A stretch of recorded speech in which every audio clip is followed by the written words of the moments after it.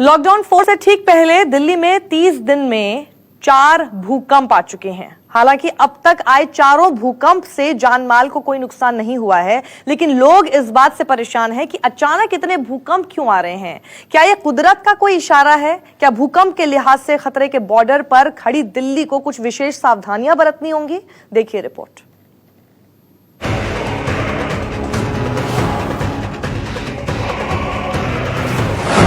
Lockdown में 4 बार कांप उठी दिल्ली।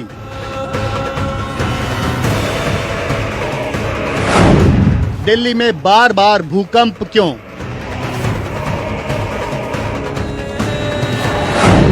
दिल्ली में छोटे छोटे भूकंप यानी बड़ा संकेत।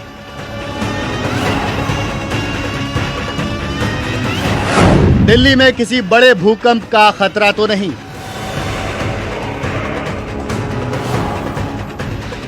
देश की राजधानी दिल्ली 15 मई को एक बार फिर भूकंप के झटकों से हिल गई।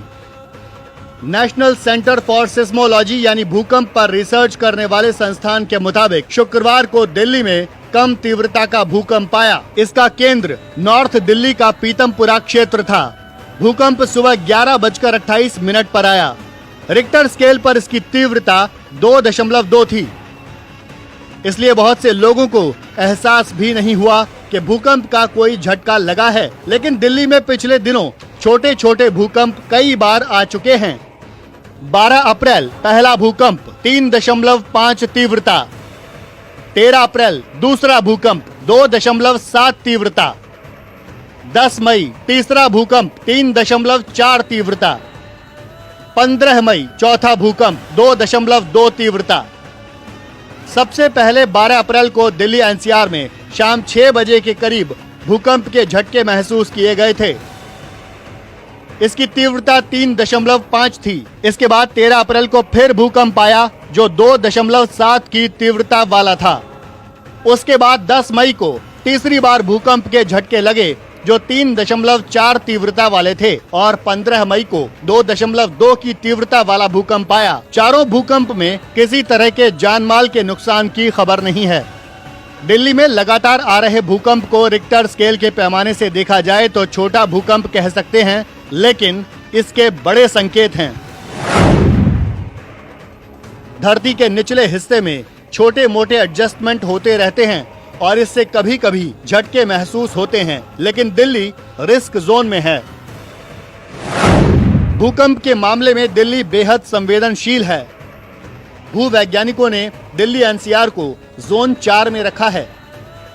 जोन 4 वाले इलाकों में 7.9 तीव्रता तक का भूकंप आ सकता है। 7.9 तीव्रता वाला भूकंप तबाही मचाने के लिए काफी होता है। पूर्वी दिल्ली, शाहदरा, मयूर विहार और लक्ष्मी नगर ज्यादा संवेदनशील हैं। नोएडा, गुरुग्राम और रेवाड़ी भी भूकंप के लिहाज से संवेदनशील हैं। दिल्ली क्षेत्र में जो पिछले 1 महीने में 4 हल्के भूकंप के झटके महसूस किए गए हैं, वो हमारे दिल्ली एनसीआर रीजन के लिए एक बहुत स्पष्ट संकेत है, क्योंकि काफ़ी समय से हमारे एनडीएम में मिनिस्ट्री ऑफ अर्थ साइंसेज के वैज्ञानिक और जितने भी और स्कॉलर्स हैं जो इस पर रिसर्च कर रहे हैं, वो काफ़ी समय से कह रहे हैं कि हिमालयन रेंजेस में 8 और 8.5 रिएक्टर स्केल के ऊपर का भूकंप कभी भी इस क्षेत्र में आ सकता है। अगर ऐसा कोई भूकंप आया तो बहुत बड़ी तबाही इस एरिया में देखने को मिलेगी। लाखों लोगों के मरने की आशंका है। सवाल यह है कि बार बार भूकंप के झटके दिल्ली को कितना नुकसान पहुंचा सकते हैं। भूगर्भ वैज्ञानिकों के मुताबिक दिल्ली में 30 दिन में आए भूकंपों का केंद्र पूर्वी दिल्ली से लेकर उत्तरी दिल्ली तक रहा। ऐसे में पूरी दिल्ली ही जोन 4 में होने की वजह से संवेदनशील है। लेकिन भौगोलिक हालात को देखते हुए बड़े भूकंप की आशंका कम ही है। भूकंप जोन के तहत भारत 4 हिस्सों में बंटा है। देश को जोन 5, जोन 4, जोन 3 और जोन 2 में बांटा गया है। भूकंप के चारों जोन में सबसे ज्यादा खतरनाक जोन 5 है। जोन 5 में 9 तीव्रता का भूकंप आ सकता है। जोन 5 में पूरा पूर्वोत्तर भारत और पहाड़ी क्षेत्र आते हैं। जोन 5 में कश्मीर, हिमाचल, उत्तराखंड, गुजरात, उत्तर बिहार और अंडमान हैं। जोन 5 वाले क्षेत्रों में अक्सर छोटे और मध्यम भूकंप आते रहते हैं। जोन 4 में दिल्ली, सिक्किम और उत्तर प्रदेश का उत्तरी भाग आता है। जोन 4 में बिहार, बंगाल, महाराष्ट्र का कुछ हिस्सा और राजस्थान शामिल हैं। जोन 3 में केरल, गोवा, लक्षद्वीप और पंजाब के कुछ हिस्से आते हैं। जोन 3 में एमपी, झारखंड, छत्तीसगढ़, महाराष्ट्र, ओडिशा और तमिलनाडु शामिल हैं। जोन 2 भूकंप की दृष्टि से सबसे कम सक्रिय क्षेत्र हैं। जोन 2 में सबसे कम तबाही का खतरा रहता है। जोन 2 में देश के मैदानी इलाकों के कुछ हिस्से शामिल हैं। पहले कभी नहीं हुआ कि इतनी जल्दी इतने कम समय में इतनी बार भूकंप आ जाए, और इंडियन सीस्मोलॉजिकल इंस्टीट्यूट जो है वो इस पे अध्ययन भी कर रहा है, वो अध्ययनरत है कि ऐसा क्यों हो रहा है। जो प्राइमरी फाइंडिंग से पता चल रहा है उसमें पता चल रहा है कि जो मैंने पहले भी कहा है कि फॉल्ट लाइन प्रेशर से ये भूकंप नहीं आ रहे हैं। तो कहीं ना कहीं बहुत कम संभावना यह है कि शायद एक बहुत बड़ी ऊर्जा अंदर फंसी हुई है, उसका निर्माण हुआ है और वो फंस चुकी है टेक्टोनिक प्लेट्स के नीचे, जिसकी वजह से ये कंपन हुआ है और ये भूकंप आ रहे हैं।